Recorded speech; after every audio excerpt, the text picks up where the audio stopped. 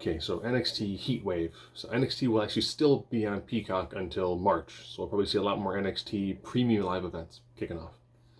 The women did an incredible job on this show, so I'm not going to go in order. I'm just going to kind of go all over the place. So later on in the card, they had the American team versus the Canadian team, which of course was All Legal, Ethan Page, and Chelsea Green versus Tyra May Steele and Tavion Heights. So this was around like 7:45, 8 o'clock when we started watching this match. My daughter goes to bed, my 11-year-old, goes to bed at around 8. And she was like, but I have to finish the Chelsea Green match. So, she's very excited when the team of Chelsea Green and All Legal Page got the victory, with Chelsea Green pinning the first female Olympic gold medalist in the WWE. Nice back and forth match. Ironically, the crowd super behind Chelsea Green.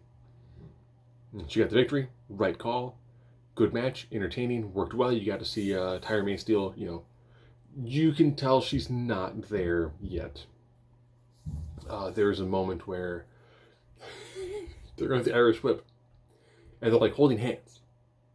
And you can tell Chelsea is like verbally talking. She's like, here's the next spot. I'm like, oh. I'm like, she just won LFG. She's super early in her career. Makes sense. Put her with Chelsea Green. Chelsea Green can help her walk through a lot of the match. So Canadians picked up the victory. Crowd was behind them, which, fine. It's just, they were firmly behind Chelsea Green, who's fantastic at her job.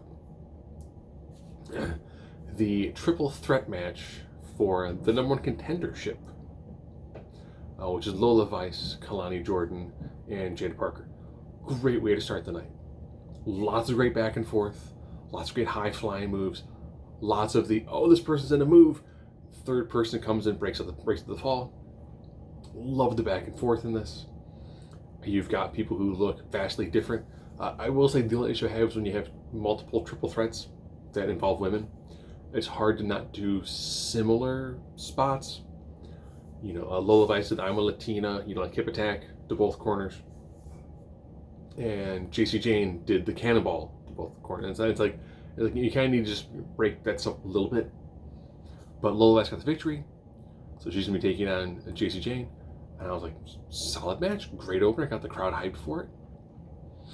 The other triple threat match for the TNA Women's Knockout Championship. Ash by Elegance, and Masha Slamovich, and JC Jane.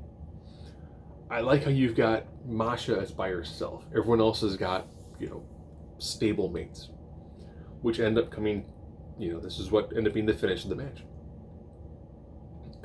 Jasmine Nix ended up punching Ash, and the ref kind of caught it. The ref did the whole and threw them out, but not the rest of the Elegance brand. And I'm like, well, there's your finish.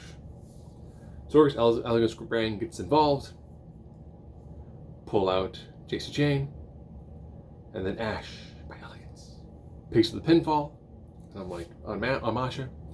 Of course, it then furthers the dissension you have going on with Fatal Influence. It also allows the TNA Women's Division to have their champion back, and the Elegance brand now held all 3 titles. So, worked well. Crowd not super into the Elegance brand. Crowd got into the match, but I think them not really caring that much for some of the TNA female wrestlers kind of hurt this match a little bit. It also was, like the third women's match of the night. So I'll go to the tag match. Dark State versus Hank and Tank. I love Hank and Tank. I think they're great fun to watch. Just lots of high points back and forth. I love how they began with, it's going to be Sugar and Osiris. No, Sugar's going to distract you. Sugar's where the money is. I'm sorry. It's going to distract you, then to be in Dion Lennox and Osiris. And I'm like, all right.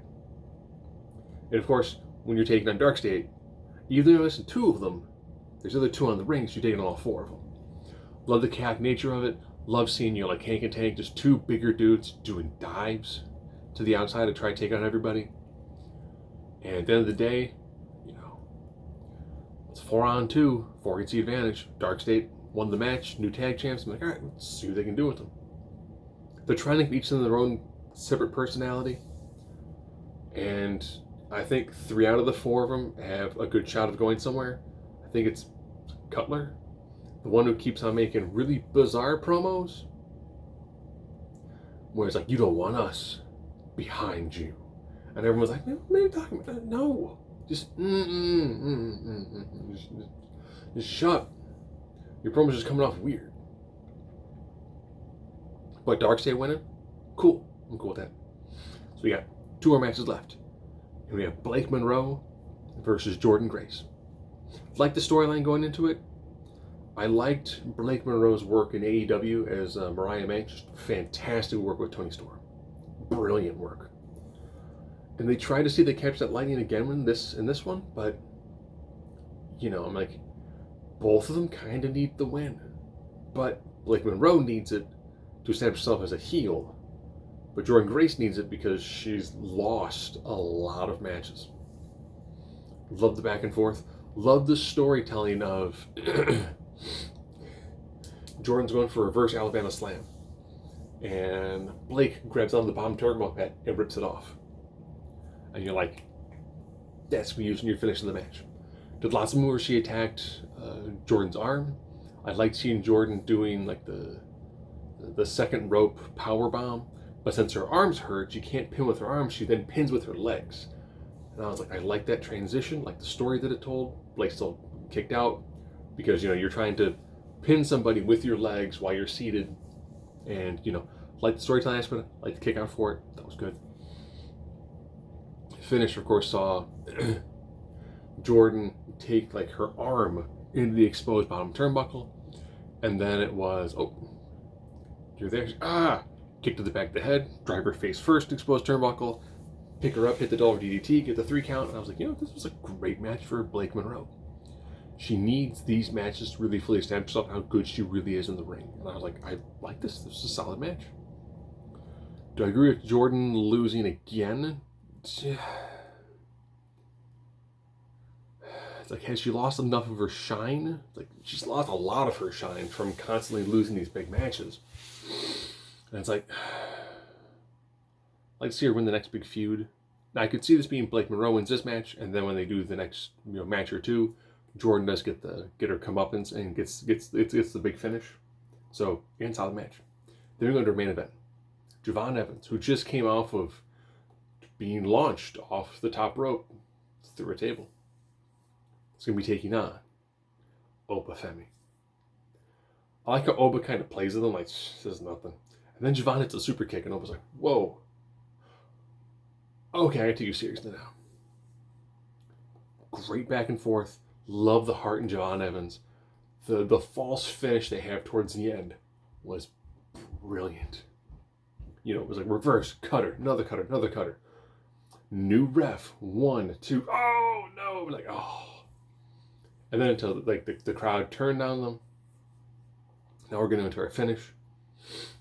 And Oba kind of picks him up and does his like back suplex throw and throws Javon from the ring through the announce table. And the crowd's like, yeah, this is awesome. And Oba's like, I got him back. Got him back. Note to self, just huck somebody. Just throw an adult male from the table, from the inside of the ring to the table on the outside. The crowd will love it. Hits fall from grace, gets a 3 count. All right. Ricky Saints come down, he's like, I got next. And I was like, you know what, I'm good with this. I'm still looking at dropping Peacock. I was doing the annual subscription, but there's no reason to have it going until, like near October of next year, if NXT is going to cut their pay-per-views off in March.